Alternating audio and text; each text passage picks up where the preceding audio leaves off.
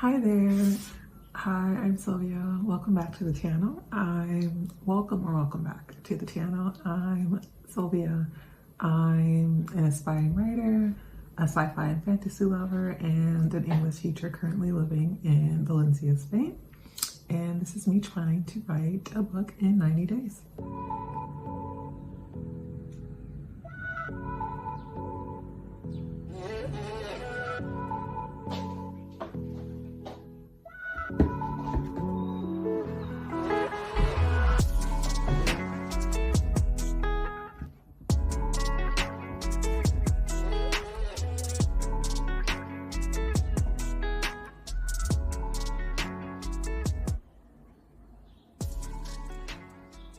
Okay, so today we're working on scene 9. So today is so I started writing on scene 1 on the 30th of December, 2024. And today is the 7th of January. Day 9 of this 90-day journey.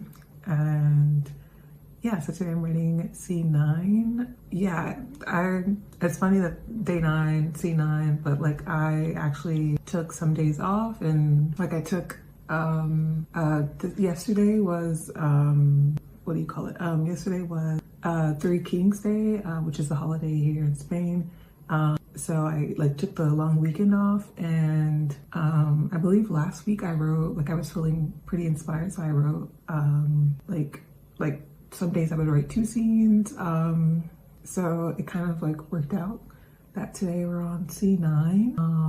And we're like closing in on the end of Act 1, which is like really exciting.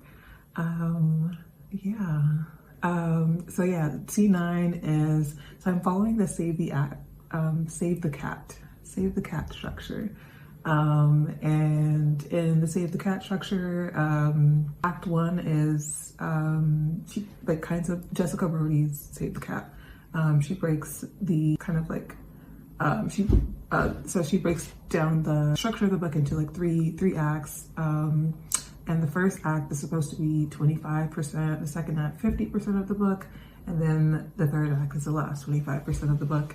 So when I outlined about like 50 scenes. So technically Act 1 should end at, I don't know if 25% of 50 is, but yeah, the math is not mathing right now, but yeah, technically it's supposed to be whatever that number is. But and just like when I was outlining, it just made more sense. Act 1 20% of the book instead of 25%. But when I go back and edit it, I'll see if it like makes sense pacing wise, to kind of extend the Act 1. But right now I like the pace. It's like moving along quickly, so I like that. But we'll see when I go back and edit. But yeah, so we're closing in on the end of Act 1, which is exciting. And yeah, so right now I'm working on what Jessica Brody calls the debate, or what the Save the Act structure calls the debate. And to be honest, I was actually struggling with this this section of the book at first when I was outlining it. So the way I had previously thought of the debate is that I thought the purpose of the debate was to convince the protagonist to go on this journey. But actually after reading this article, it helped me realize that the point of the debate is to convince the reader that this journey is necessary, and to show how like tough this problem actually is, and why it can't be solved in the Act 1 world, to leave the Act 1 world to go on this journey to solve this problem. And I feel like that, like once I had that reframe, it just kind of clicked for me. And the example that comes to mind, it's like when thinking about why the debate is necessary, is like if you can think of a YA mystery where like a group of teens, like maybe they find a dead body or they witness a murder, and like halfway through the book you're thinking like, but like why didn't they just why didn't they just call the police? Like why? Like this could have all been, like we didn't need to go through all of this if you just like, you know, like maybe in the debate, they do call the police and the police doesn't believe them, because this person is like a prominent member in society and they don't believe that he's the murderer, you know, something like that, like lends more credibility for why they're the ones who need to like solve it and not the police, for example. Yeah, I don't know if it makes sense in my head. The example makes sense, but yeah, you do with it what you will. But yeah, so that's what I'm working on today, just finishing up the debate.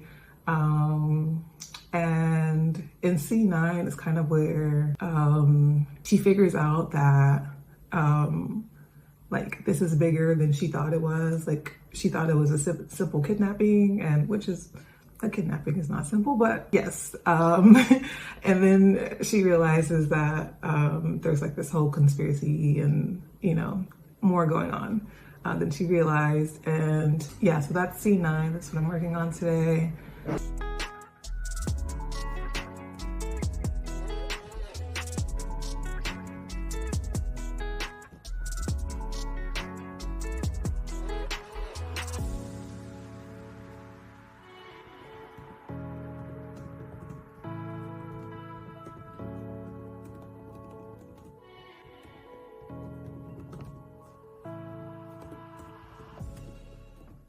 Hi, I just thought I'd do a quick update. So I finished C9. I'm gonna be honest, it's not my best writing, but it's fine. It's the first draft. That's the point of the first draft. I'll improve it in the second draft. An idea actually, as I was writing it, to add like a love triangle between a character that's introduced in this scene and the protagonist. And yeah, I'm excited about this idea. I need to flesh it out more, but I'm excited about this new dynamic. I'm gonna be honest, the love triangle trope is not my favorite trope. When it's done well, I enjoy it, but I've seen it done not well, and by that I mean when kind of like the character is just like one-dimensional and they're just there to serve the plot. That to me is not interesting at all.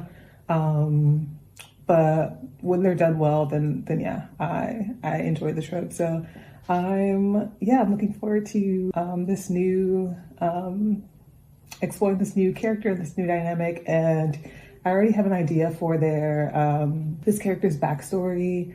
And yeah, they're an interesting character, so I'm excited to write them. The thing is for scene 10, so I've been sitting here trying to think of like what to do now for scene 10, because what I wrote for the outline like no longer makes any sense now that I've added this new character. Well, I already have this character, but I like changed their kind of like their whole backstory and their like dynamics between like the history between them and the protagonist. That has changed. And so like the scene 10 like doesn't like it, what I had written, it doesn't make sense with this new like history between them. So yeah, I'm trying to think of a new idea for scene 10 that will fit this new dynamic.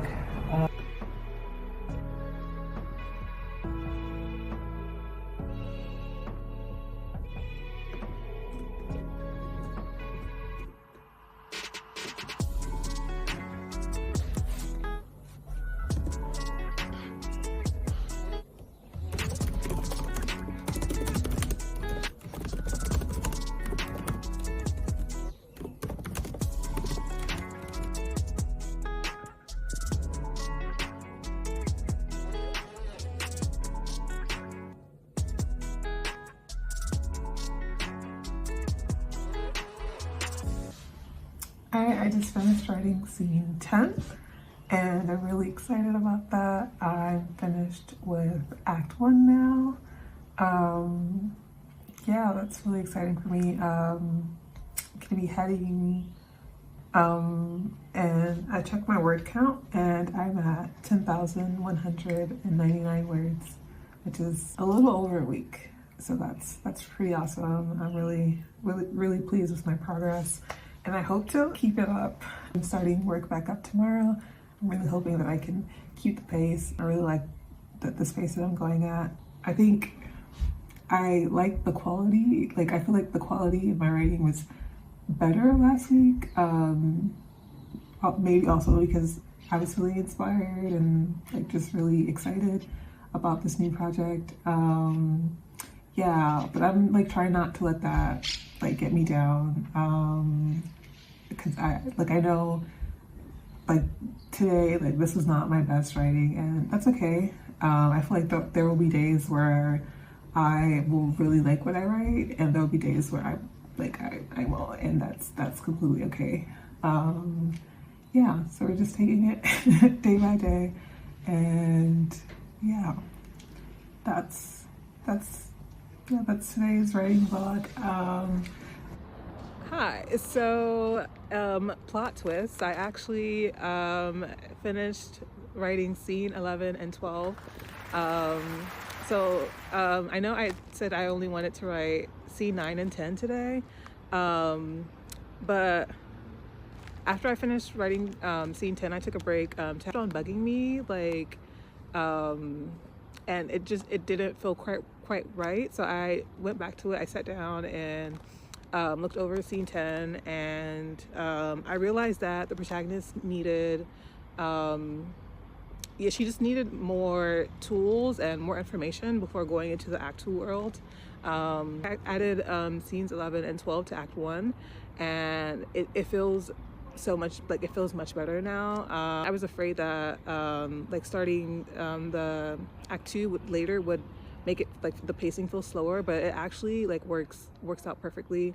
I outlined 50 scenes, so scene 12 is about 25% of my book anyways, which follows the Save the Cat structure, and so it makes sense pacing wise. Yeah, I don't know why I like didn't just follow it originally, but yeah, it worked out, and I'm glad I fixed it because it just makes more sense with these two scenes in the Act 1 world.